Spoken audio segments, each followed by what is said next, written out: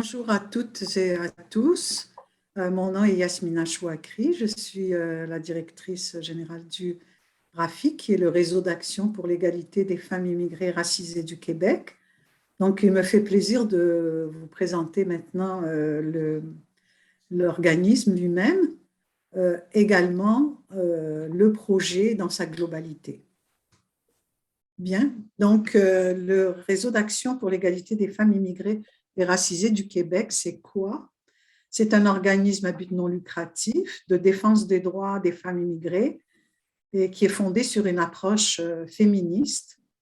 Les objectifs de cet organisme, c'est la concertation entre les femmes immigrées du Québec, c'est également l'analyse des enjeux qui les concernent, c'est aussi la mobilisation de ces femmes autour de différents enjeux qui les concernent et également les revendications concernant des questions qui concernent directement les femmes immigrées. Les moyens qui sont utilisés par l'organisme sont notamment la formation, la sensibilisation, la recherche et la recherche-action, l'empowerment des femmes immigrantes, c'est-à-dire toute activité qui permet aux femmes immigrantes de prendre du pouvoir sur leur vie, et également le plaidoyer qui regroupe l'ensemble des activités qui permettent, par exemple, de soulever des enjeux auprès des gouvernements, qu'ils soient provinciaux ou fédéraux.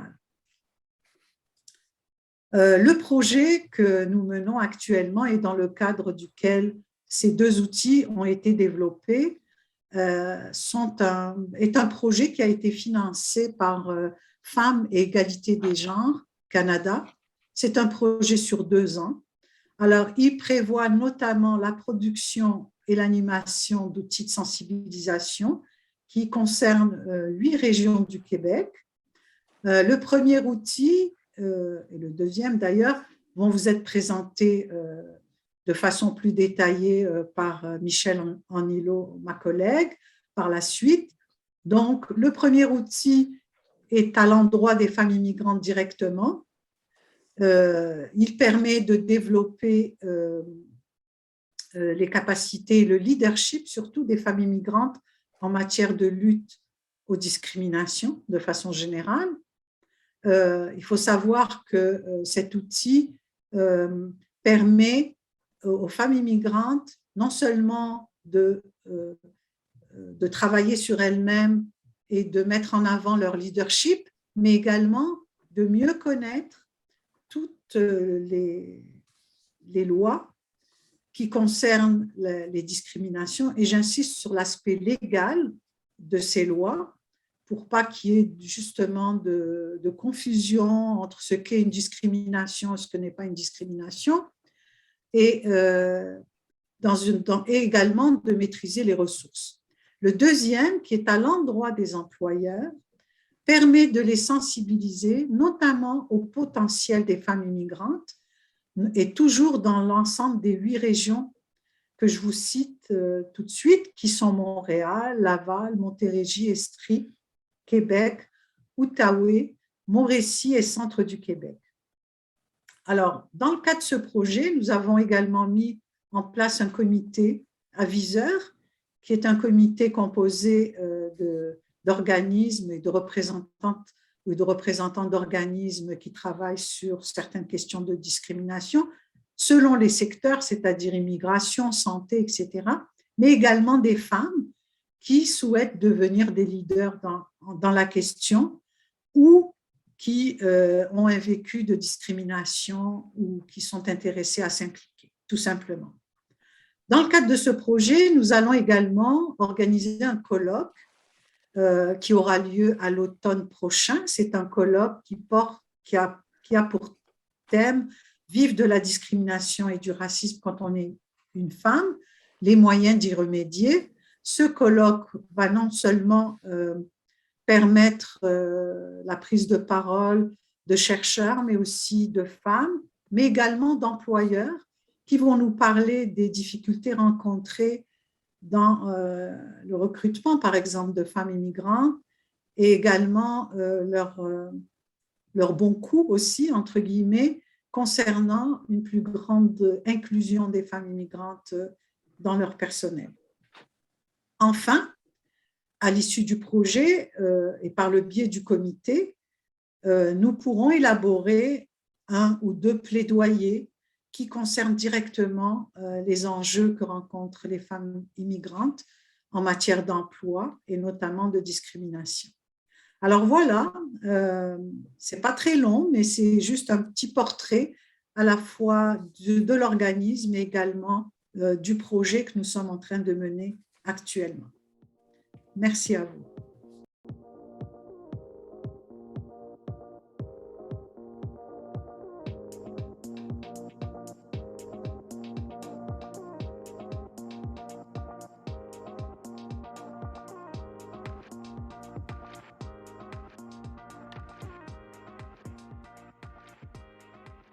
Bonjour et bienvenue encore à notre activité de lancement des outils du RAFIC. Mon nom c'est Michel Raino, je suis chargée de projet au RAFIC depuis bientôt 1 an. Et ce matin, il me fait plaisir de vous présenter les outils conçus dans le cadre du projet de renforcement des capacités des femmes pour faire face à la discrimination et au racisme. Une fois encore, merci. Merci Yasmina, tu as dit pas mal de choses déjà sur le projet. Donc, comme Yasmina l'a dit, nous avons produit des outils de sensibilisation pour animer des ateliers, aussi bien à l'endroit des femmes que des employeurs. Pour cette première partie, je vais d'abord vous parler de l'outil des femmes.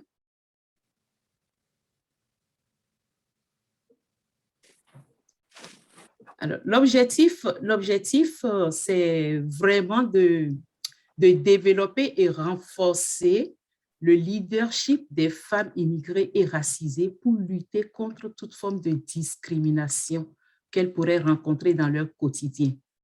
C'est aussi de les outiller pour une meilleure compréhension de ces phénomènes de discrimination et de racisme. Il faut comprendre que la discrimination, elle existe dans toutes les sociétés, partout. Ce n'est pas seulement au Québec ni au Canada. Elle existe partout. Nous côtoyons ces phénomènes tous les jours et c'est important de bien les connaître. Donc, l'objectif ici, c'est de mettre la lumière aussi sur ce que c'est que la discrimination, le racisme. Et l'autre objectif aussi, c'est de les informer, d'informer les femmes sur les ressources qui sont disponibles auxquelles elles pourront faire recours au cas où elles se sentiraient dans des situations de discrimination ou autres. Donc, c'est ça l'objectif de l'atelier, c'est vraiment les outiller, les informer pour développer leur leadership pour pouvoir faire face à ces situations. Et l'atelier, ça va être d'une durée d'1 heure de temps et va s'articuler sur 3 parties. Dans la première partie, que nous intitulons « Développement et renforcement du leadership au féminin », il y aura un exercice individuel de 15 minutes. Et l'exercice, en fait, c'est une façon d'amener les femmes à faire un check-up d'elles-mêmes, à se tailler un miroir. Au fait, on va demander aux femmes de regarder un peu avant d'arriver au Québec, quels sont les bons coups. C'est sûr qu'il y a eu des situations, des contraintes face auxquelles elles ont pris des dispositions, elles ont pris le lead, elles ont mis en place des solutions. On va leur demander de faire cet exercice sur un tableau de 3 colonnes, une première colonne pour faire un reflet des bons coups qu'elles ont déjà eu à mettre en place face à des situations avant de venir au Québec. Et puis, dans une deuxième partie, une fois au Québec, est-ce qu'elles se sont retrouvées aussi dans des situations? Comment est-ce qu'elles ont fait? Comment elles sont surprises? Quelles sont les solutions qu'elles ont mises en place? Donc, elles vont pouvoir compléter ça dans la deuxième colonne aussi. Et puis, c'est dans tous les domaines. Ça peut être au magasin, ça peut être dans un parc, ça peut être à l'école, dans n'importe quelle situation, des difficultés, des situations auxquelles elles ont été confrontées. Comment est-ce qu'elles ont fait face à cette situation? Est-ce qu'elles ont fait des recours à des ressources? Comment elles ont géré ça à leur bon coup? Donc, avant de venir au Québec, une fois au Québec, et puis dans une troisième partie, on va les inviter aussi à se donner une vision en matière de leadership.